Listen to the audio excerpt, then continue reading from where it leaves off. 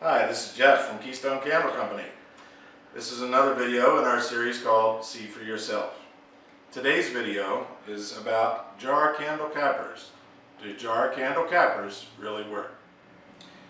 Here is our control candle. We are in an air-still room. As you can see, the flame is pretty much motionless.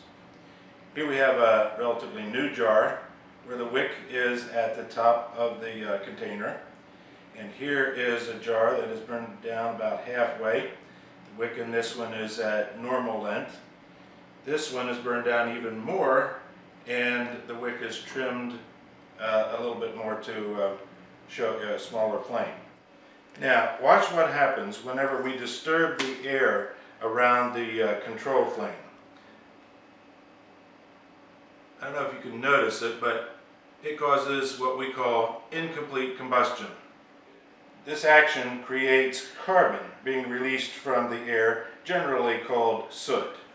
Candle soot is composed primarily of elemental carbon particles and is similar to the soot given off by toasters and cooking oils in your home. These everyday household sources of soot are not considered a health concern, but are typically undesirable. Incomplete combustion can also be caused by too much fuel coming to the flame. In a candle, this can be controlled by trimming the wick.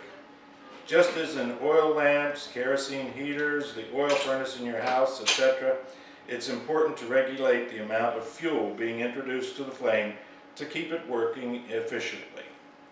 The other important factor is to maintain proper regulated airflow. Now, observe the movement of the flames in the containers that are at lower levels. The flames are dancing from side to side. This is caused by unregulated airflow. The warm air around the flame rises out of the jar. Replacement air enters back through the top of the jar. This unregulated air causes the flame to dance from side to side. Let's introduce a regulator called a capper and see what happens. An effective capper normally has a larger hole in the middle to allow the warm, fragrant air out, and the smaller holes along the side to allow the replacement air back into the jar. Notice how the flames stop dancing, like the new jar candle and the control candle. See, this one's dancing again. Put this one back on. Stops. Sit still. Sit still.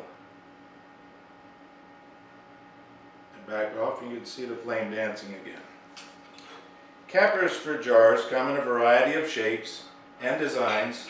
Some are metal, some are ceramic. One word of caution: whenever you use a metal capper or any capper, these can become quite warm when used on a jar candle over a period of time. Use care when removing. Question: do jar candle cappers really work? You decide.